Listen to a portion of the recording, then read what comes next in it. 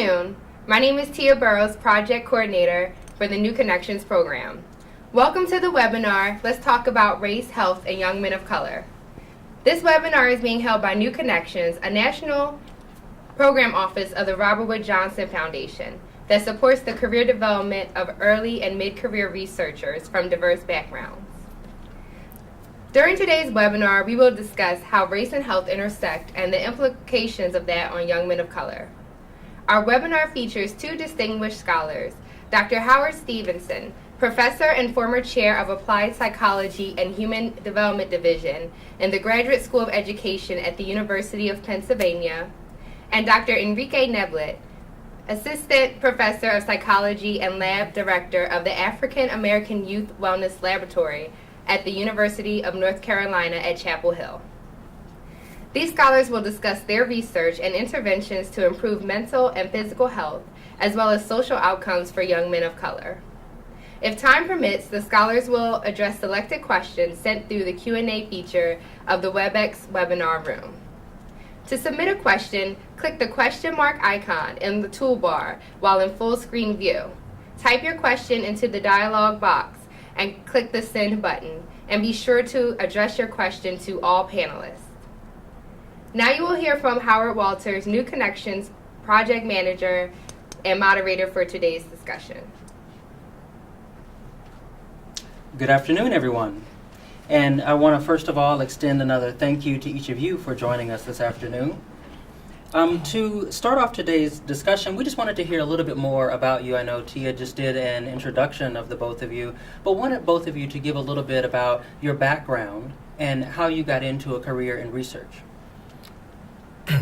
Well, basically I have been a clinical psychologist since my graduate school years. I've always been interested in problem solving. I grew up in a family that was very focused on looking at politics, particularly racial politics. My mother in particular worked on an Air Force base as a civilian, and she was always, as the only person of color, in battle with folks in higher authority, not only about her being a civilian, but also being a black woman. And so a lot of the issues that I'm interested in now relate to our family and how we navigated racial politics when I was growing up. Okay, so born and raised in East Orange, New Jersey, not too far from here. And I think for me, a lot of what shaped my interest has been about sort of lived experiences, being a black man, and just going through some of the context that I've been through. So I started out in a monoracial context that was predominantly African American.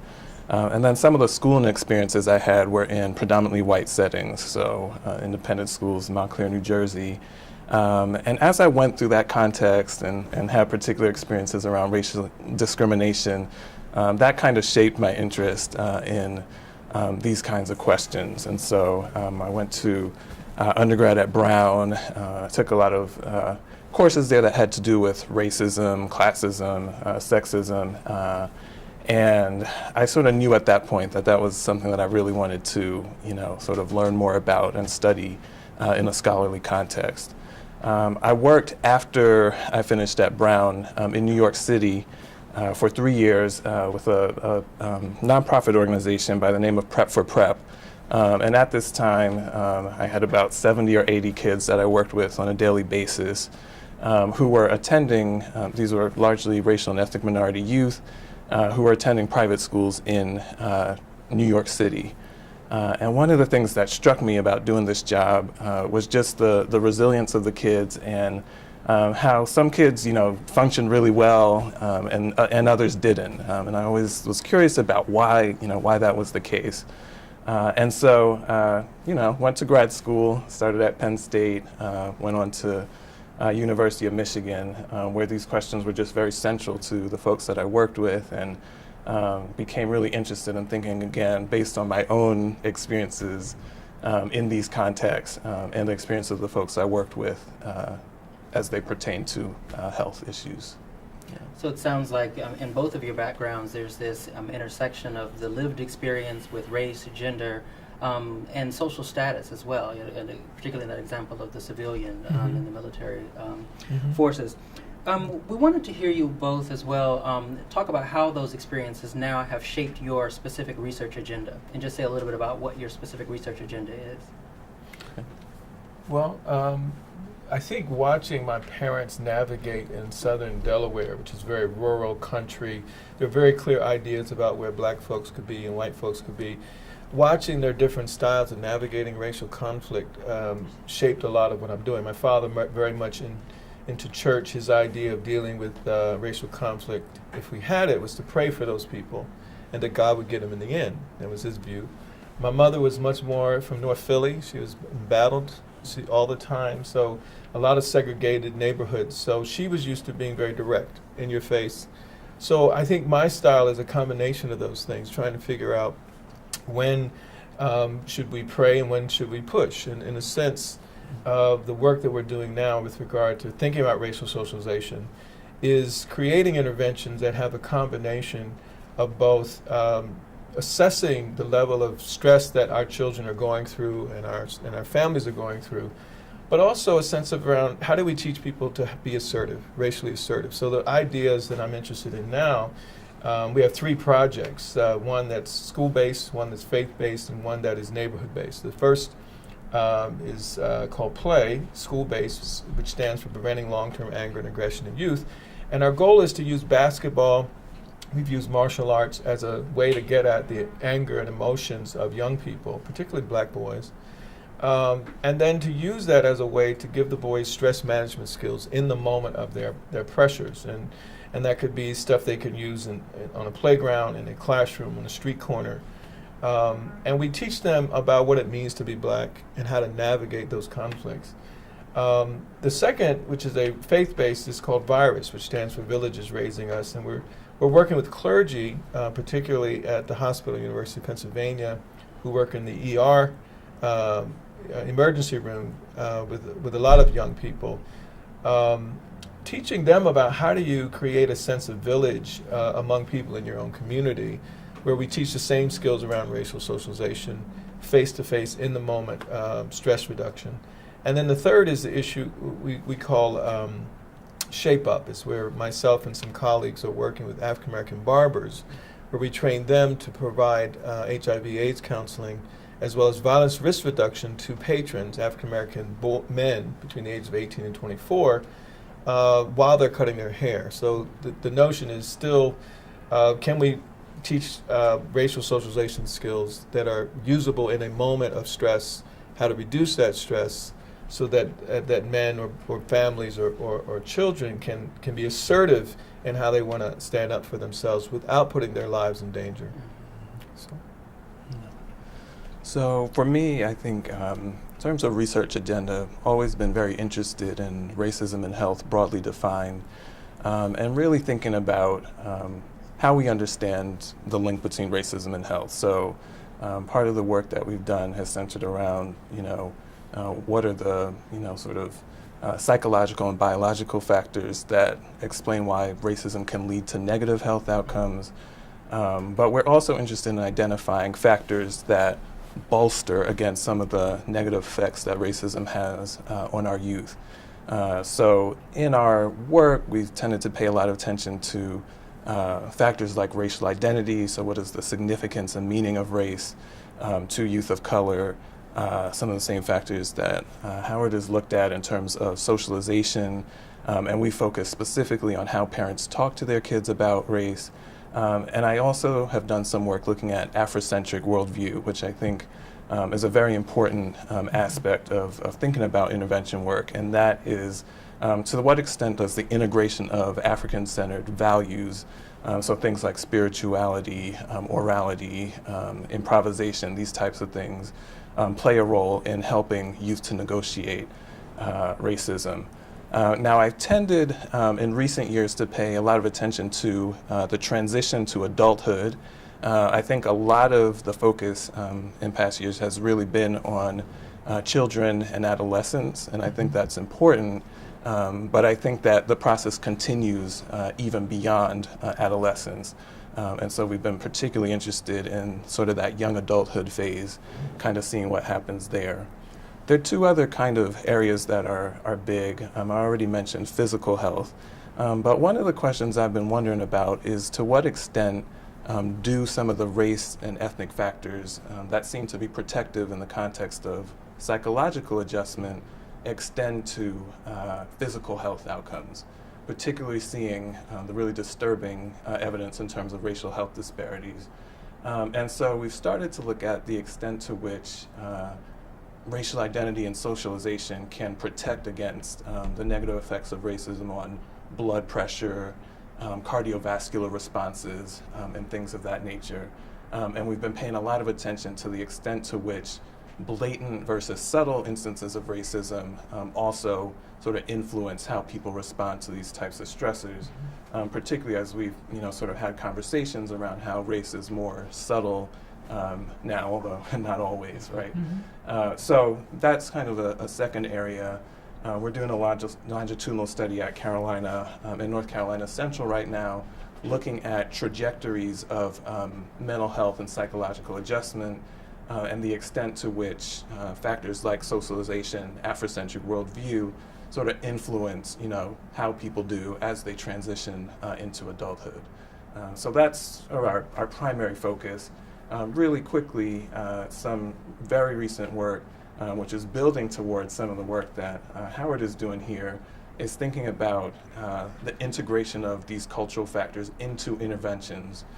So we have a project looking specifically at mentoring interventions in Black and Latino male youth, and we're looking at the extent to which incorporating things like spirituality, identity, socialization can enhance the effectiveness of some of the interventions. So certainly why we invited both of you here today is because of this common link between your work around racial socialization. So for our folks out there who might be aware of race and racism, but maybe a little less aware of what racial socialization is and how it operates in our lives and impacts our health, could you say a bit about what is racial socialization?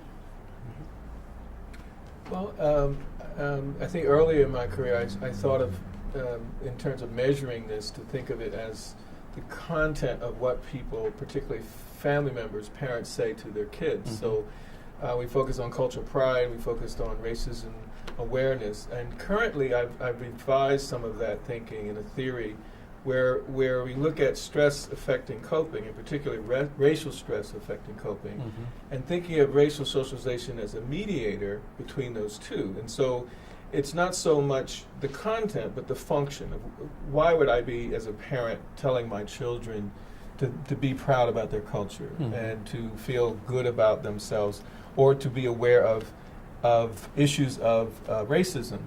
And the functionality of racial socialization I find much more exciting now, because I think it leads us to thinking that kids have to feel, young people, even adults, have to feel efficacious. So right now I'm thinking that socialization affects self-efficacy and a racial self-efficacy, so that believing that I can manage the racial stress that I'm going through or that I see going on in others, and that's what affects coping outcomes. So in a sense, I would define it, racial socialization, as a set of skills. It's either the transmission, what somebody has given to me, said to me, or what I have acquired, in a sense. So it's a transmission, what I give to others, what I get.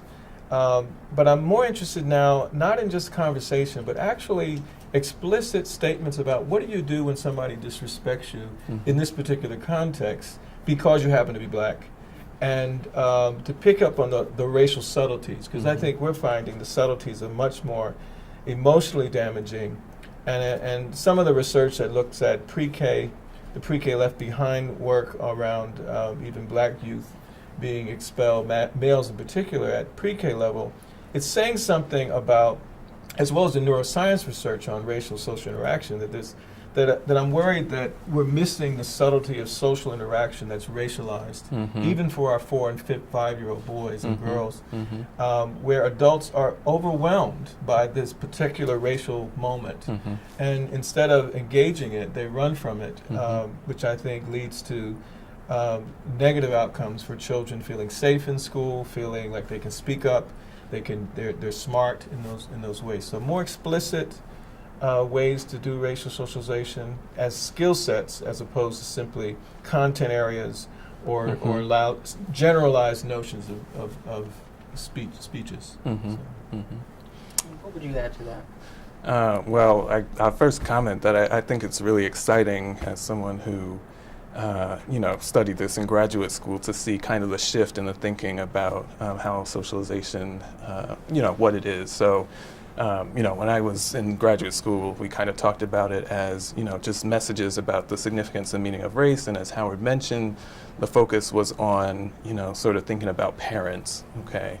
In terms of my evolution of thinking about it, I think that socialization is really broader than just even messages that parents give about race or even sort of immediate family members. I think that we get messages about what it means to be Black or Latino or different racial and ethnic groups from a number of different places. And so the media is a major contributor. There are a lot of negative messages about males of color in particular. And so we also tended to think of socialization as something that was positive. So we tend to focus on, racial pride, messages that bolster, how you felt about yourself in terms of self-efficacy. And that's absolutely a part of it. But I think through the work that I've done over the couple years with my colleagues, we've also realized that socialization is broader. So it's not only the positive messages. People are getting a lot of negative messages about, what it means to be Black in the work that we do, and it's really broader than that. It's also not only what parents are saying, but it's all these messages that are, and this is getting a little bit at what Howard's talking about, kind of the subtleties. There are a lot of sort of negative messages that are communicated indirectly. Sometimes it's what people don't say that is actually a message about race. And so realizing that is just as important as, kind of what's said. Also, in terms of adding on and answering the question, that it's not just, what people say, but also, and this alludes to kind of the process piece of it, going to museums or cultural activities, doing things that engage culture, having, conversations around it. It's not just, like Howard said, just the content, but really the process. And then finally, I'll just say another thing that really excites me about the way that Howard is talking about it is that, the definitions used to focus a lot on, providing youth with the skills. Socialization was something that prepared youth to combat racism. But when we looked at how we measured it, the skills piece was kind of missing. And so I think I would absolutely agree that a really vital piece of it is, kind of thinking about the process and the particular skills that we give our boys to cope with racism. Yeah. The thing that I'm hearing is how important context is in this, and by that I'm using that to refer to place, as well as sort of this non-place, but sort of it matters where we're situated within sort of the social structure, but it also matters where we're situated in terms of our communities and the places we frequent, the media we take in, all of this, the context of what we take in, and that socialization that occurs, and whether it builds our skills or not.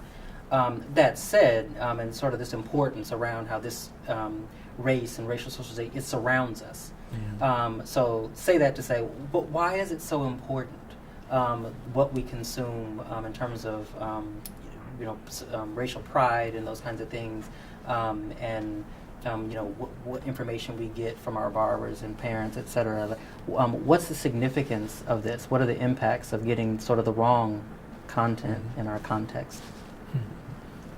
Well, I think, I really like how you, Enrique, talked about just the process, because I think what it brings up is a sense of relationship. So when I'm thinking now about skills, there are all kinds of skills you could think about. So one skill is, how do you deconstruct information that's coming at you? If it's coming from the media, if it's coming from family, if it's coming from peers.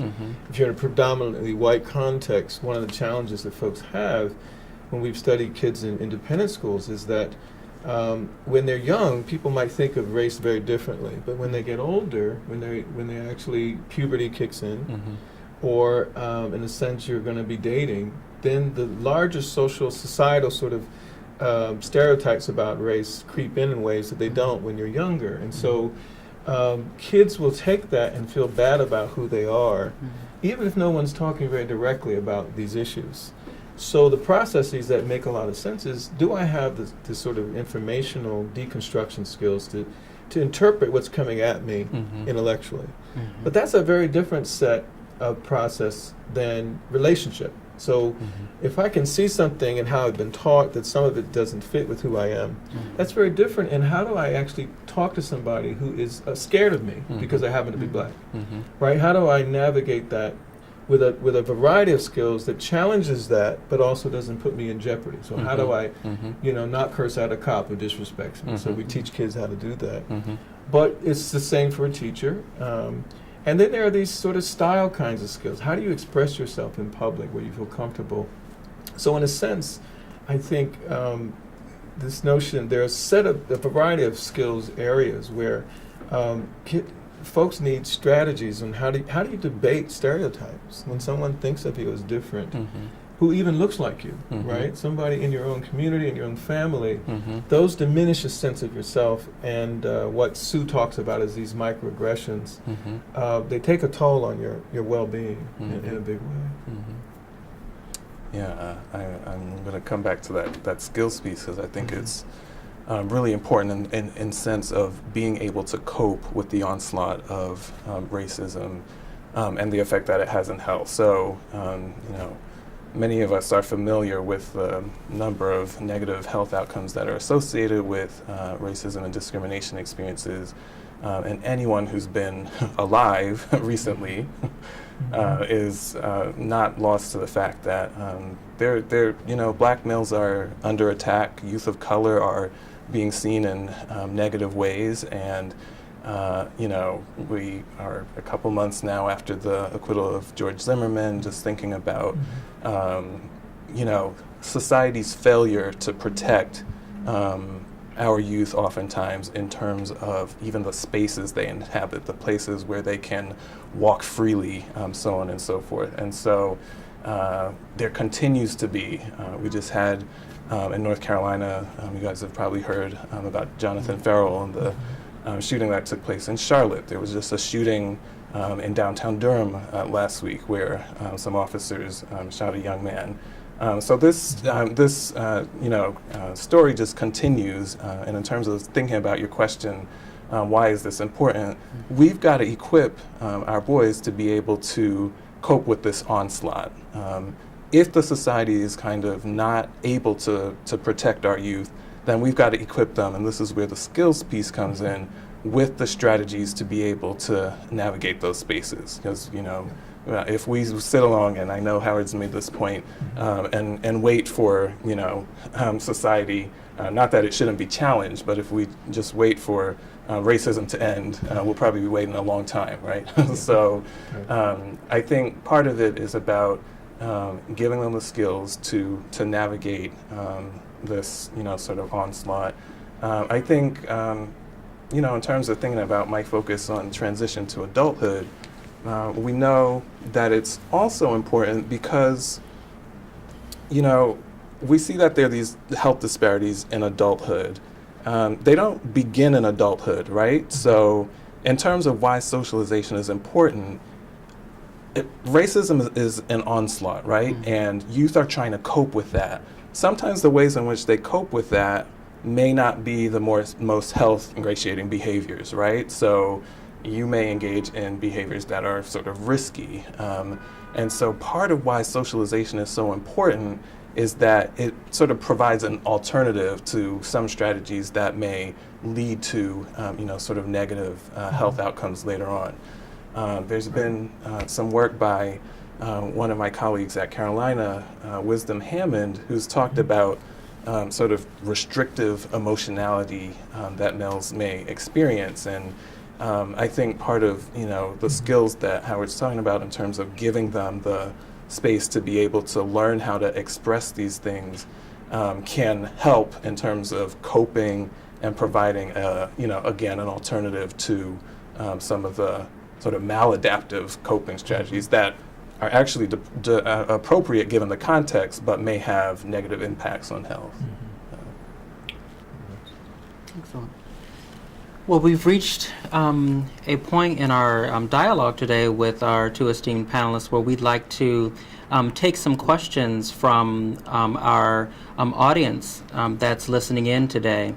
And we have a few questions that were sent to us in advance that we would like to start out with. And we've already had Dr. Stevenson talk a little bit about some interventions that that he's working on, but wanted to just hear a little bit more about what are some of the ways that we can intervene and help our young men build the necessary skills. Well, one thought, and Enrique, you mentioned this just in terms of the onslaught and what that sometimes looks like. Sometimes we could try to change behavior before we change psychology. So one of the psychological challenges that we run into, not only for young kids, but also for these young adult black males, is this narrative of black expendability, that there's something wrong with being black inherently.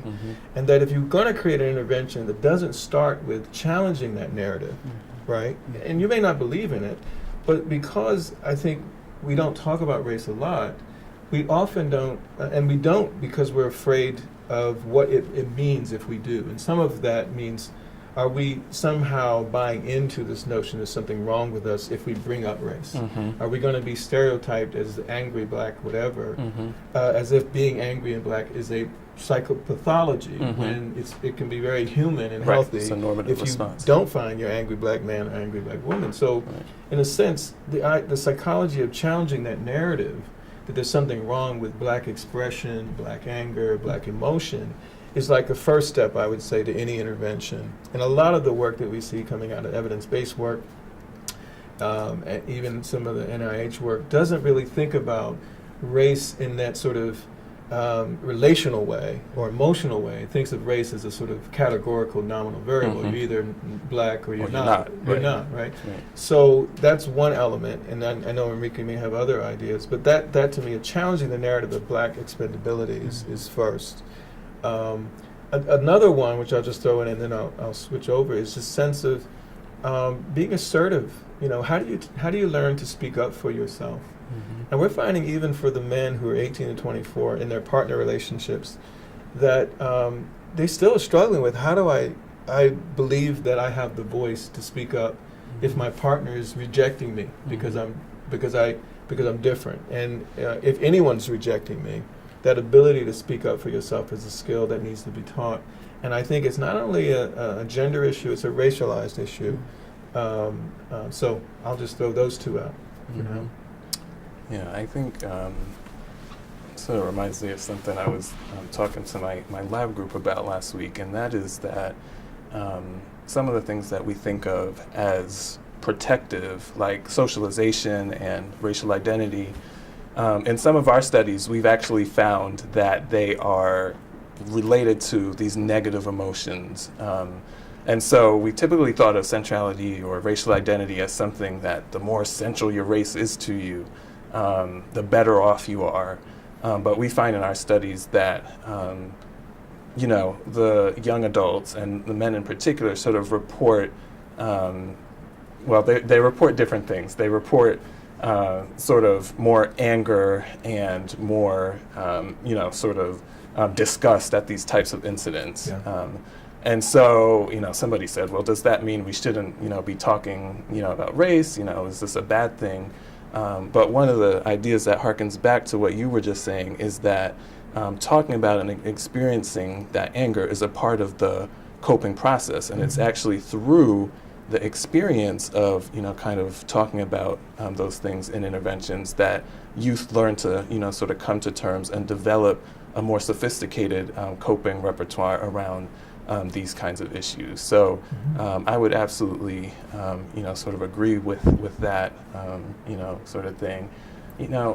I think the other thing I would just add quickly in terms of where interventions need to go, that they don't always. Certainly, Dr. Stevenson's work is an exception, is really incorporating aspects of the culture of the youth that we are serving. So a lot of interventions don't really take into account the values that of the people that they're serving. And so I think they've absolutely got to, invoke, things like spirituality. A lot of the work that Dr. Stevenson's done is focused on sort of the collective and the group and an emphasis on verve and rhythm and a lot of these things, so doing sports and things like that. Because part of the issue is, motivating our boys to, the intervention has to be something that sort of relates to them. There's a lot of talk in terms of that educational pedagogy about boys becoming disengaged because it's not culturally, relevant or salient. And so I think in terms of what's important in terms of these interventions is not just, sort of one-on-one interventions, but really thinking about it in the collective and incorporating some of these other things that we know are really important. Mm-hmm. So we do have another question submitted around how do we bring young men of color into the conversation and have them be a part of this dialogue? And I think you were just speaking about that, Dr. Nebelit, around creating ideas of approaching them that are congruent with how they engage with the world. But did you want to say more about that? How to engage them in this conversation?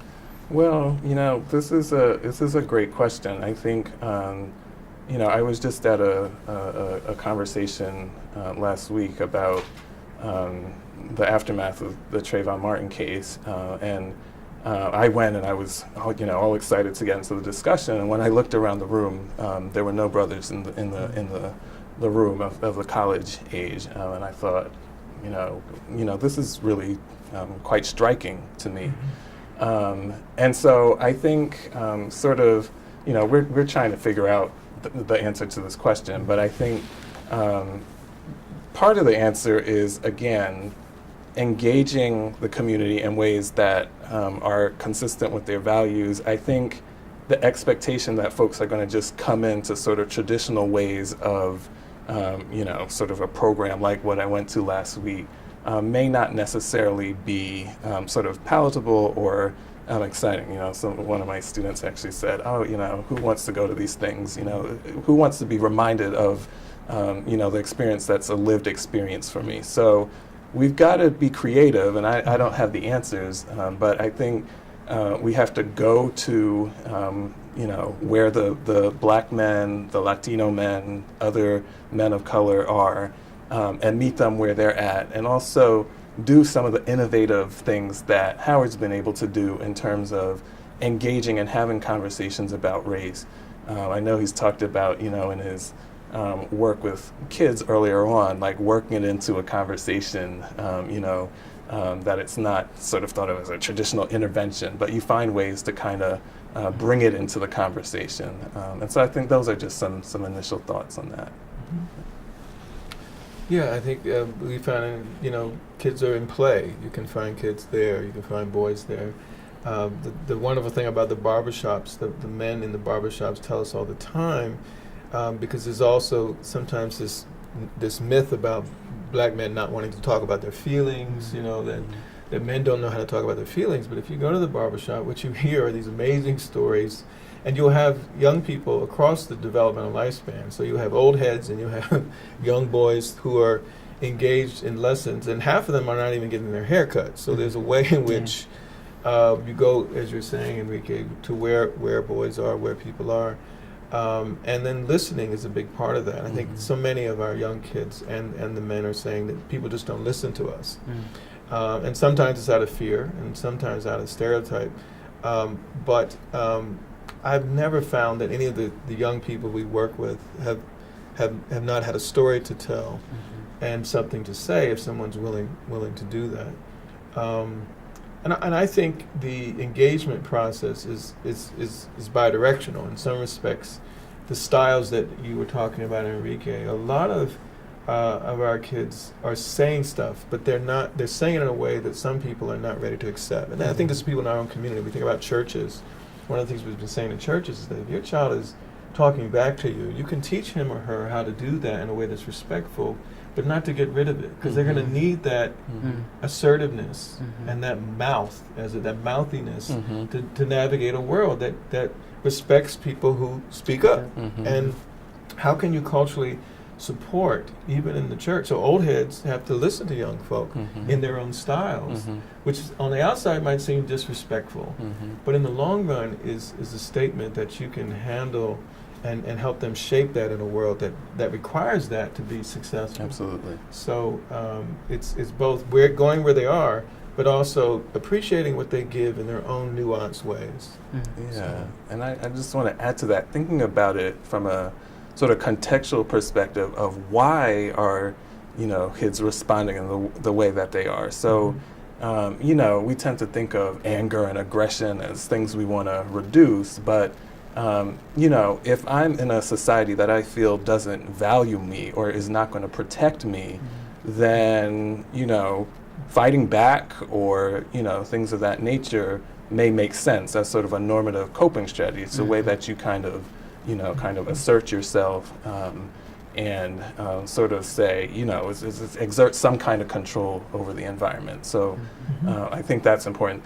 The other thing that came to mind as we were talking is that I have a younger brother who he's a playwright. He's a Harlem-based playwright, and he's been doing some work where he's in the schools in New York, and he does theater productions with the kids. And he's gone into these schools, and a number of the principals have said, kids that never even spoke before are now, talking. We've never heard this kid speak, and now he's the lead of the play. And so I think part of it is about, as Howard said, these kids, they have stories that they want to tell. They have voices, but finding the medium through which that can take place, giving them, kind of voice and valuing them. I think, again, they just got to doing a reading of Letters of Birmingham Jail, and the kids really, so looking at some pictures, really got into it. And so I think that's a way there's elements of race socialization in there. You're teaching them about, sort of the messages, their culture, their ancestry, those kinds of things, civil rights. And it's outside of the box a little bit, right? So it's not, a panel session where folks, you come and sit down, but where you're actually going in and mixing it up a little bit. We're not going to talk about race. We're going to talk about race today, but it's integrated. Right. Sort of a more subtle approach that our boys may be able to get with a little bit more than, your traditional, conversations. Yeah, I'm hearing a lot that a big part of this work is sort of translating as well as translating some of the messages and speaking to youth in a particular language, but also sort of transforming their sort of, energies or expressions that are seen by folk as negative, transforming those in a way that, they're, used, that anger, that sort of mouthiness that you talked about, as being, sort of productive forces in their lives. So that's really interesting, that sort of that transformation that needs to take place in translation. We have another question that has come through around seeing a trend among young African-American males from middle-income families not completing college and not having a sense of direction. Is there anything you guys can give voice to around that sort of trend that, this questioner is seeing, and how there might be a relationship between this and racial socialization? Well, one thought comes to mind when Edith Arrington and some other colleagues and I were doing work in independent schools, predominantly white independent schools. There's always this cloudiness around, you have this access to these opportunities, but you're not necessarily equal in terms of full engagement and emotional realities that are going on. So the fear we often would have is that the longer that you're in a school, and I think the issue of the narrative of black inferiority is like carbon monoxide. It's like in the air. And I love Claude Steele's article around threat in the air. And we don't have good defenses or protective factors sometimes that are explicit about how do you deal when people aren't really saying stuff directly, but every day you feel like you're swallowing in the sense of there's something wrong with you. And I think that's one way that I would explain some of that. And I think we need more data. There's no measurement about how you look at these issues. But one of the measures we've been trying to come up with is this notion of how stressful it is to raise racial questions, whether you're a student or a faculty member, right? And if it's so high and you're scared to death, are you having behavioral reactions if you're going to say something racial? That could be a signal that you're in a climate that's very hostile, even though everybody's smiling at you. And the issue is, how do we help somebody be assertive in spite of that? Where you're going through school, you're getting the education, but you don't really feel like you're a member. And then you could be there 2 years, or you could be there 22 years, and you're still struggling with this sense of membership. And I think the racial socialization is not explicit enough, and because we're all trying to be nice and be one, and I think it's a miseducation, to be honest, emotionally. That's my thoughts. Yeah, I mean, I think I'll just make a comment to that. I agree largely with what Howard said. I think that the context and the environment really matters. So one thing that I want to point out, I haven't done research specific to what the questioner is asking about, but there's a lot of, sort of emphasis on, black kids and boys in particular, sort of dropouts and not doing well and those kinds of things. And we absolutely know that that's happening. But at the same time, we also know that our kids are doing better than they have when you look traditionally at the numbers. Higher percentages are completing college than have in the past. The number of people who are high school graduates is, or GED equivalents is close to 90%. So I think that, a lot of the information that we're channeled is that, black boys are doing poorly, and there are black boys who are doing poorly, there are youth of color who are doing poorly, but it's also important to realize that we have made significant gains, and there are boys who are doing well. And again, not to detract from what the person is asking about, but I think one of the ways that we can answer this question is looking at the boys who are being successful and who are completing, and trying to figure out what are some of the things that help them to do that, to speak to the kinds of folks that the questioner may be asking about. Very, very interesting point in terms of reframing the question and really looking at, what are we asking the right questions? Are we looking at the right sets of data to make even our own sort of assumptions about the world that we live in our context? Which is interesting given our next question that was submitted, which is, what sort of advice do you have for new scholars that are coming out of graduate programs, et cetera, and how they can support young men of color? And this particular questioner is actually wanting to know about sexual and reproductive health in particular, and how messages can be framed for young men of color in that regard. You want to try it or not?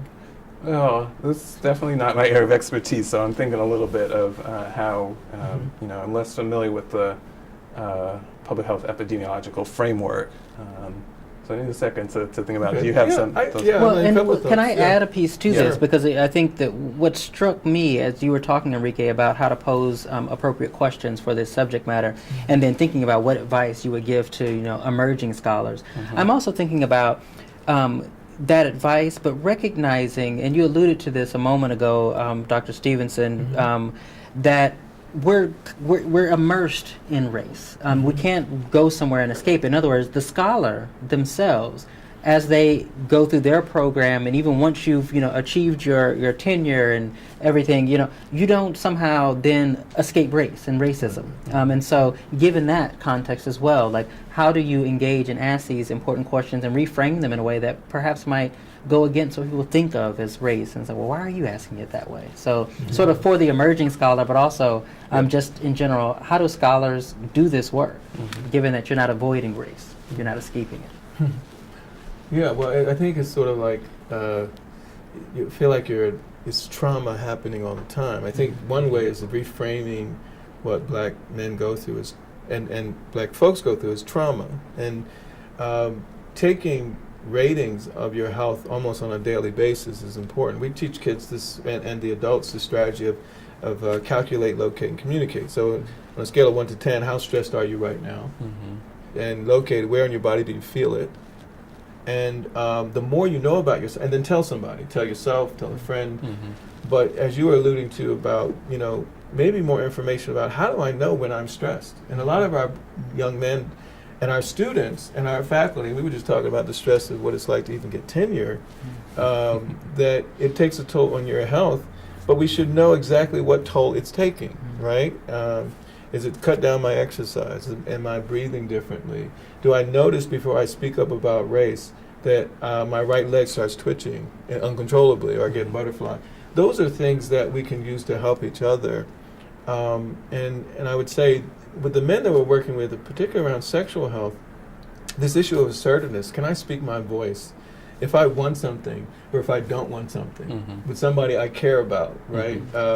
The pressure to be a certain kind of black man in the sexual arena is right with stereotypes, but we still don't know necessarily how to say that don't really fit me. I don't want to be that kind of black man. And having those kind of questions to challenge. And I think in our relationships, we throw stereotypes at each other without even thinking about it.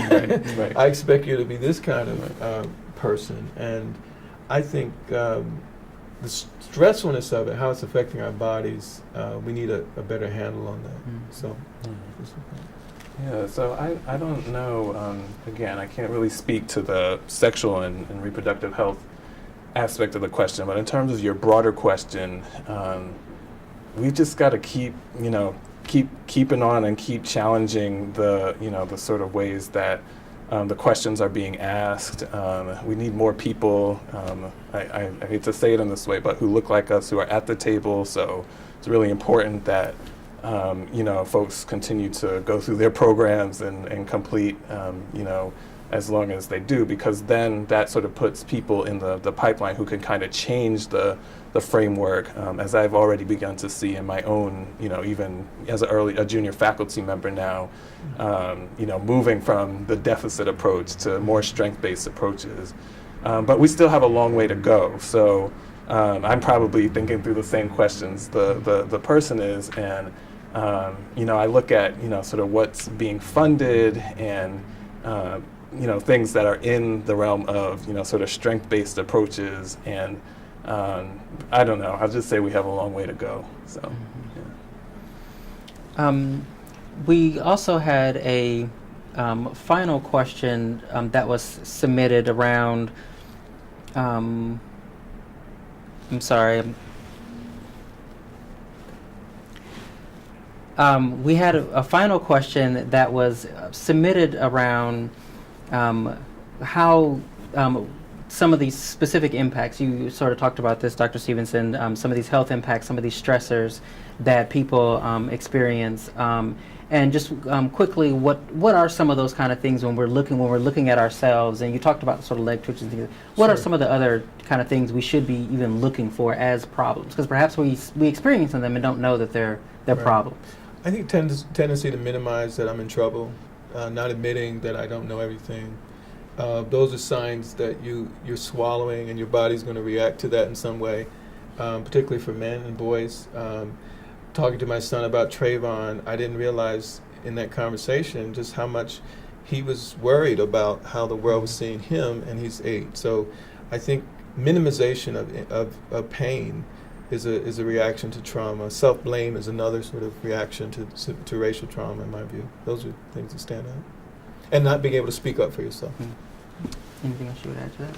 Yeah, I'll just say, to integrate a quick research finding here, which is that in some of our studies, we see that for young adult African American males, when you ask them about various racism experiences, they report more positive mood and affect than the young women in the sample do. So in some instances, they report not as affected, feeling more positively, more happy, more pleasant even in the face of racism. When we look at their physiological responses, even though they're reporting more positive affect, we see a kind of stress response, sort of a stronger cardiovascular response, a flight or fight response.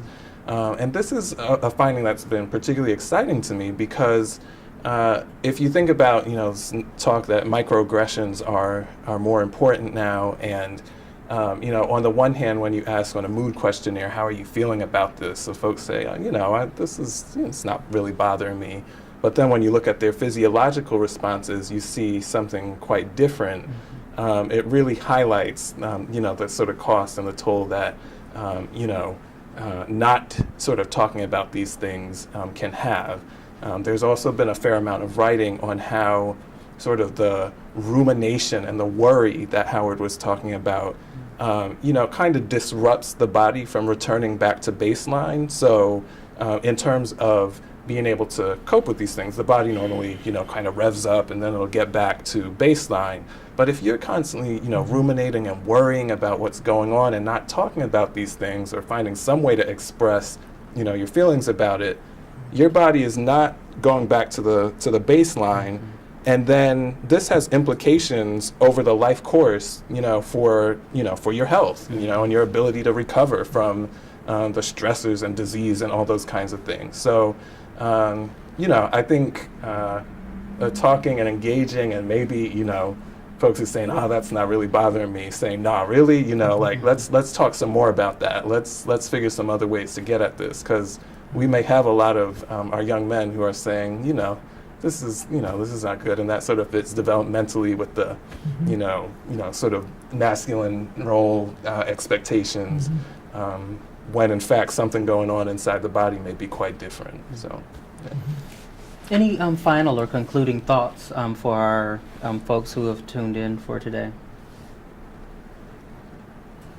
I think, as you were saying, play, I think, is a way to heal. We're interested in play because the physical activity actually gives something to you naturally, to your physiology.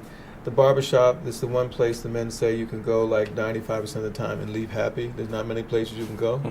You can't even go home sometimes and feel happy. So at least having a place where you can be yourself, where you can say whatever you want, spit while you're saying it, all those things I think are important. You mentioned style, and the final thing is that this African proverb, lion's story will never be known as long as the hunter is the one to tell it. So how much do our interventions allow our young people and our older people to say and tell their own stories? So. Yeah, well, this has been really fun. I wish we could stay a little bit longer.